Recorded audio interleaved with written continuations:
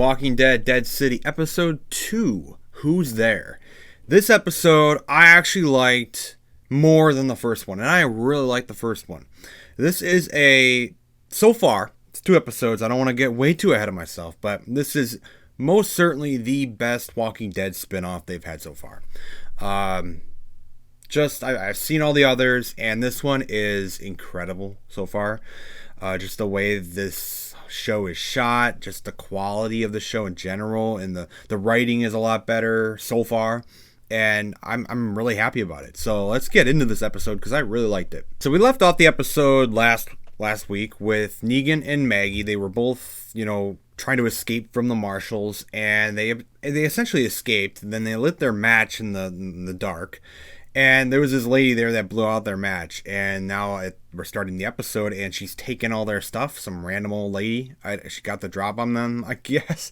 I don't know. They chase her around a little bit at the beginning. It's a little silly, but it's not that big of a deal, and they do establish something with Maggie in this beginning bit where you can kind of tell with Maggie that she is not a fan of heights. Now, I suppose there's nothing really in the main show that really is there to even indicate that to begin with. So there's no reason to even see her dealing with heights in the main show. They were never around buildings like this in particular. So that is something that is there with Maggie now. Like she's very clearly not fond of heights.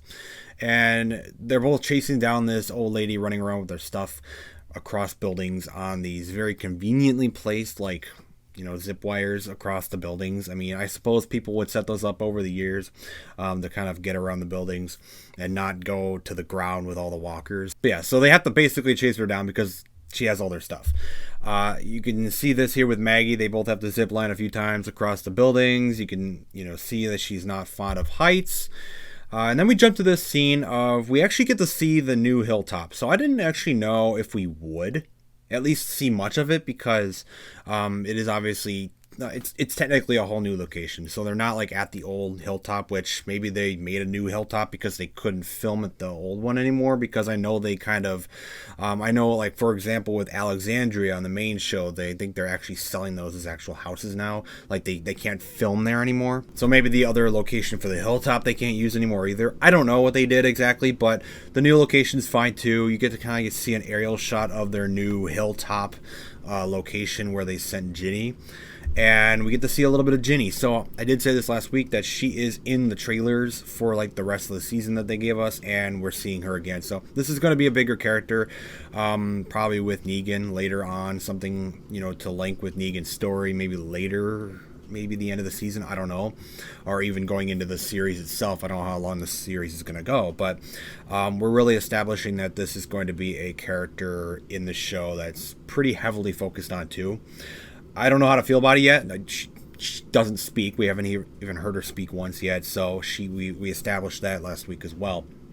But essentially, she's at the Hilltop. She gets introduced. They got like a little school going and everything like that. They bring her into a room, and she's just kind of like there to live now, at least for the time being. And she's not really fitting in. Pretty expected. So that's kind of what we established with her. Not that much, but she's now at the Hilltop, and I'm assuming we're going to be following her along with Negan and Maggie throughout this show. So we pick up with the Marshal. So we do get to see the Marshal story, and one of his parts in this episode is actually one of my favorite parts. Just something about his role in this episode really we see a lot of death in The Walking Dead, overall. All the shows, the series in general, and when you see so much of it, it's very hard to have moments where it feels so heavy, and they got a moment in that later in the episode that's like, it's pretty heavy.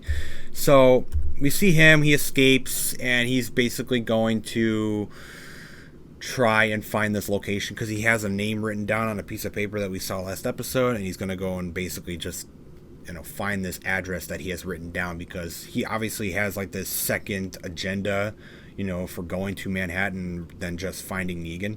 So that's what he's going to go off and do. And of course, Negan and Maggie, they follow this old lady, and ultimately leads to a new group, which I kind of assumed. The Walking Dead's always very known for having random groups of people just living all over the place, and they run into them. It's fine. It's all right. It's okay. The group is nothing really any different that we normally see with like these Walking Dead groups. They're out there surviving. They got like a few leaders, and they got all their weapons, and they're very hostile to outsiders and stuff like that. It's just the way it is. And they lock Negan and Maggie into a bathroom because they don't trust them. Maggie makes up this story of why they're actually there. They said they're going to Canada or something, and they washed ashore. Obviously, that's not true, and they don't believe it either. So they get locked into a bathroom, and that leads to one of the really cool scenes that kind of explores the characters a little bit more, especially with our villain. So they lock him into a bathroom. And we jump back to Ginny at the Hilltop, and she's not fitting in, as I said. And then we get the best transition of the episode, like so far at least of the first two episodes. This transition is really, really nicely done. We got her in this room at the Hilltop, and she's just, she's not happy. She's not fitting in. She's struggling with her own issues, whatever. And then it transitions to Maggie. So you can see the wall there behind her is the exact same with Maggie here. We go to a flashback with Maggie and Herschel.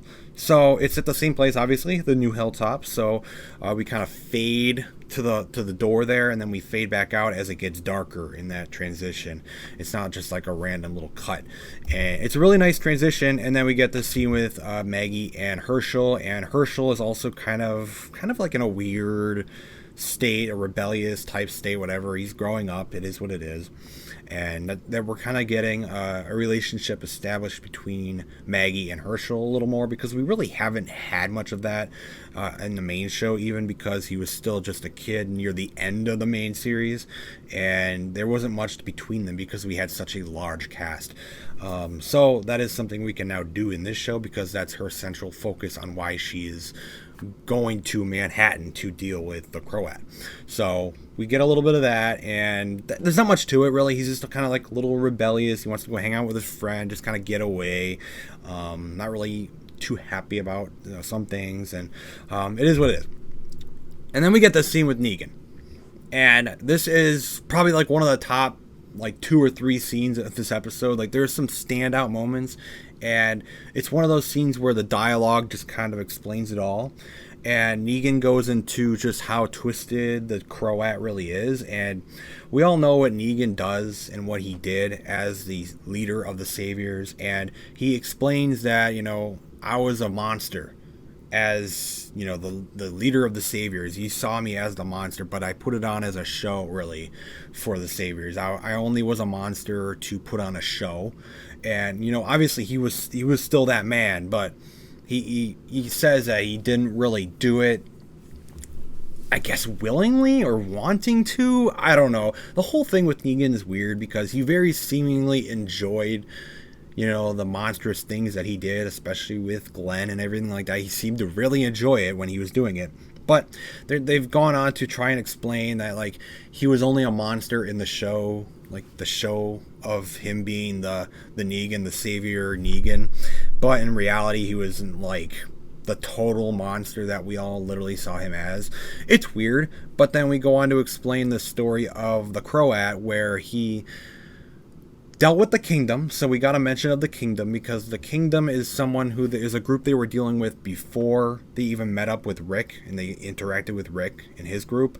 The Kingdom already had like a little bit of agreement with the Saviors, and he explains that the Croat had interrogated, and I would assume had killed, this young woman with the Kingdom who was like a scout for the Kingdom. And he mentions how the Croat went a little bit too far with this young lady. Don't know exactly what all that means, if he just killed her or did other things, but that was like the breaking point of what the Croat, between the Croat and Negan, that was like the breaking point. And he says that he kind of went against the Croat after that. He turned on the Croat, and he like blew his ear off. We saw that at the end of the last episode, where his ear is like blown off. He's got no ear, and that was kind of it. So there's animosity between Negan and the Croat, which we kind of assumed would be the case.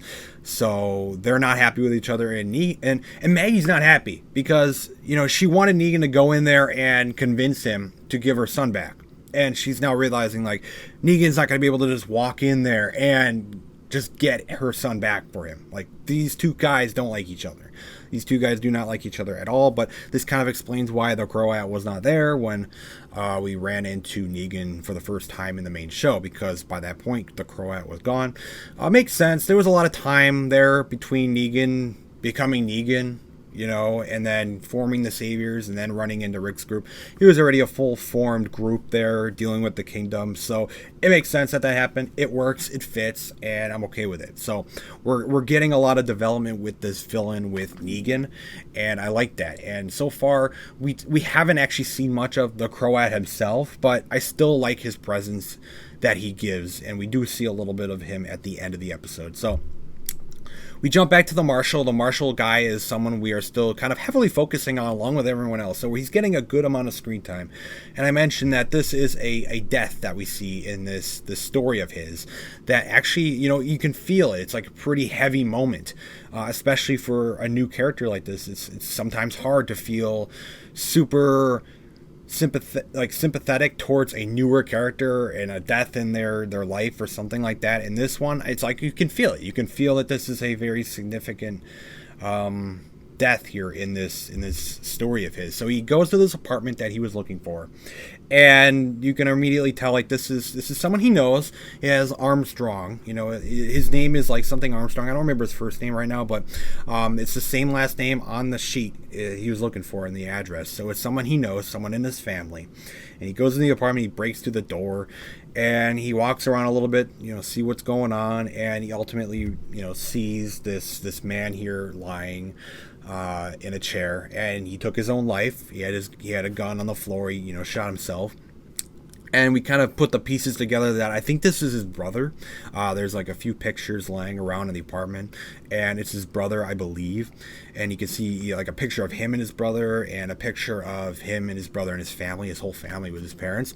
So we're establishing like this is his brother here, and he went to go see his brother and see if his brother was even alive anymore or what happened to him. And ultimately we see that he basically just gave up. Like I think a lot of people in the apocalypse, it looked like he survived for a while, and maybe he ran out of rations. I don't know.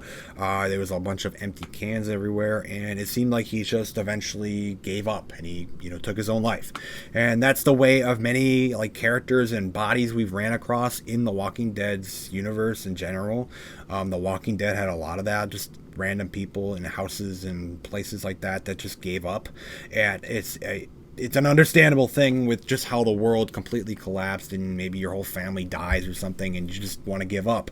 And we see that with a lot of people. So that's something they established with him. His brother took his own life, and he went and found his body. And after that, though, he went back out of the apartment, he climbed down, and then he gets stuck in one of the traps that are set out about the city that we saw last episode with Negan and Maggie. They noticed one of the traps on the ground.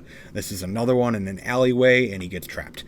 We're assuming it's the Croats people because they're kind of the ones in charge of the city in a way. Everyone's kind of fearing them, and they do establish that nobody gets in and out of the city.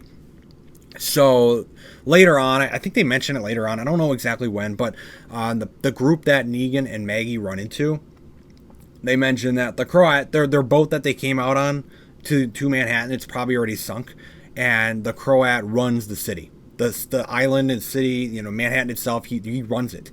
So you're not getting off the island. You're not getting off. You're stuck in the city now, and that's why there's no one that really gets in or out, and that's why he's in control, is because he runs it. He doesn't let anyone in or out. He controls the certain like land area here of the city, and I think that's kind of interesting. I'm surprised no one else, no bigger forces. We know there's bigger forces out there, but I'm surprised no bigger forces have come out and tried to, take over the city or some way like that. I guess it's just not really in their favor.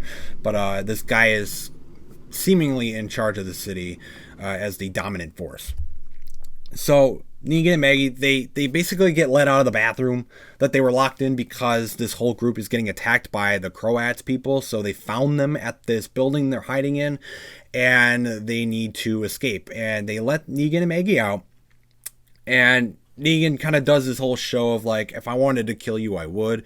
He gets one of the leaders of the group, and he says, "Okay, I've been sharpening this like pigeon bone for hours now, and I could kill you right now if I wanted to, but we're not going to because I have no desire to do that. I'm not your enemy." So they give this group, those few leaders, they give Negan and Maggie their stuff back, and then we get a good look at some of the people here in the Croats group itself. And they wear these helmets, like these biker helmets with like these blades and saws like hammered into the helmets. It's kind of weird looking. I guess it's kind of cool looking. I don't know. They do something with it a little later that's kind of silly, but I guess it looks kind of cool. And they basically have to deal with this group because they found them. So this is like the villain group of the show. They run around the building. They try to escape, but ultimately they get found, and there's one guy that chases them to the rooftop as they're trying to escape, and he captures that old lady that's with the group that they, at the beginning of the episode that they were chasing. He captures the old lady and ultimately just kills her. He just stabs her and she dies, so she's dead. And Negan immediately just takes charge, and he knocks this guy down, rips the helmet off, and we enter this new mode, or not new mode of Negan, but it's something we've seen before, and they're trying to establish that maybe the old Negan isn't really that gone. So, Negan, we get a little bit of a older Negan here. We get a little bit of Savior Negan that we haven't really seen for a while, and it still feels different because we've just seen Negan. I think we've seen more of Negan now at this point, as his trying to redeem himself type of ways, and we haven't really seen him as the Savior Negan for a long time now. It's been a long time. Ever since Rick basically defeated him, he's been on this slow journey of trying to be a better guy, be a better man. And we haven't really seen him go back to any type of his old ways at all. And that is something they tease for this show. It's like Negan, he's good. It's been years now since the end of the main show, and he's been out and about on his own. Okay, he's kind of going back to his old ways a little bit, and we see it here. So it still doesn't feel the same, but we can see that there is certainly some of the old Negan there, still there, and he basically puts on a whole show. All these people, they rush they're on the bottom floor, and he confronts them all. He brings this guy to the top of the stairs, and he puts on a show, kills the guy, slits his throat, rips out his guts, and then throws him over the railing. And in the meantime, while Negan's doing all this, you got Maggie watching from behind, because of course you're gonna see her being all shocked. There's Negan. There he is. That's the Negan she met when she first met him. That is the Negan that she met. So he's still there. That Negan is still there, and I want to see more of it. I'm very, very excited that they're doing this with Negan, because as I guess interesting as his redemption arc has been, I still think the best Negan is when he is his Savior Negan. I think that was the best Negan that we had, and I'm glad we're kind of maybe getting a little bit of that back. I think it's fun, and I think him dealing with this new guy, even though he's kind of like our hero in a way now, he's like the good guy Savior Negan now, I suppose, because he's gonna go after the new bad guy. So I think it's interesting. I'm glad we're seeing a darker side to Negan once again. He's been on this slow redemption thing for a while now, and it's good to see him a little rough again in the new show here. We get to see Ginny one more time, and she's at the end of the episode, she's wanting to escape. She's getting ready to leave the Hilltop in the middle of the night, and she kind of contemplates if she's going to do that or not, and we'll kind of probably pick up with that next episode, but we don't really see her decision ultimately. And we cut to the end of the episode. The old lady died. The few people here, they're kind of mourning her death. Negan is kind of reeling after basically brutally killing that one Croat soldier, and he's got glass in his hand because he was shoving the guy through the glass windows. Probably wasn't the smartest move, but it is what it is.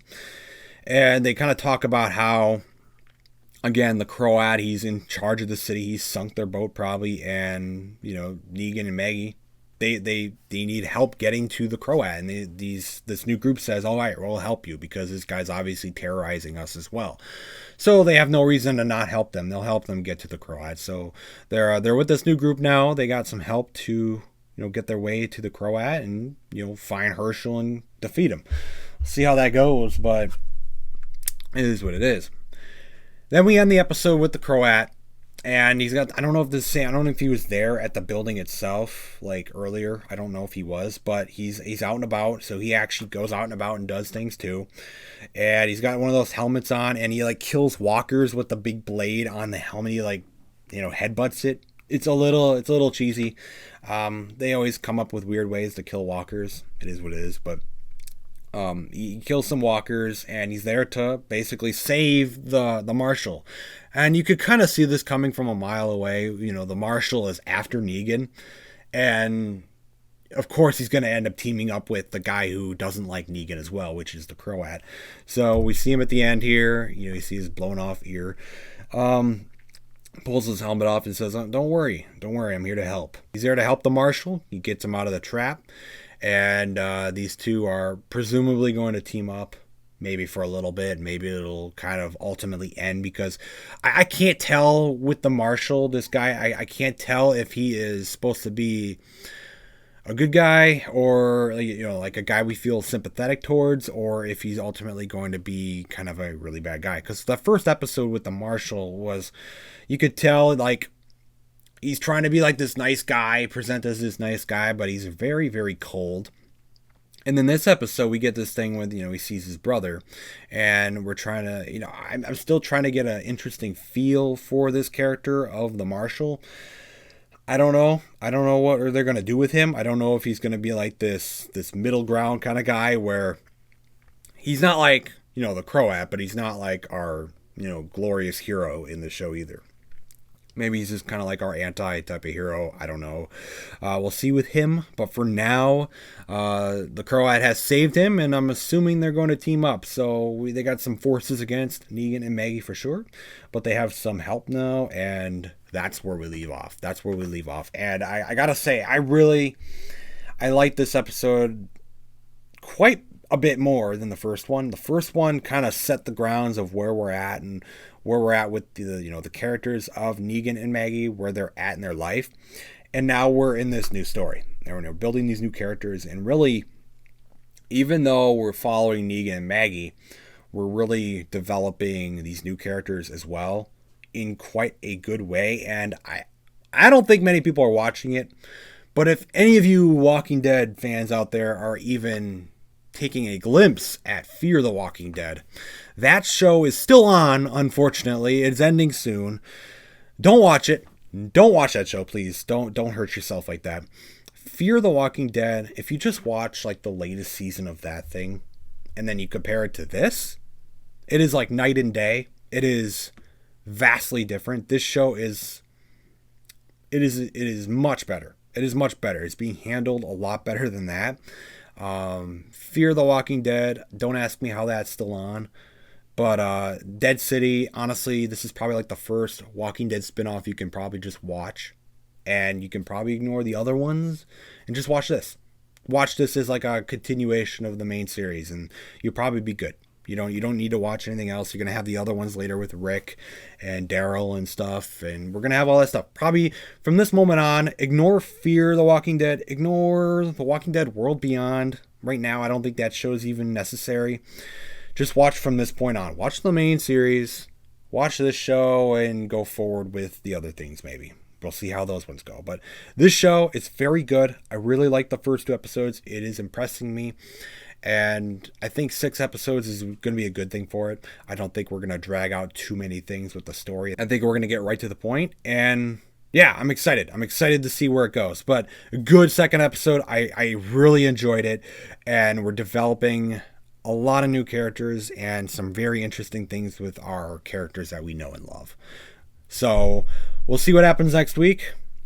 Good stuff.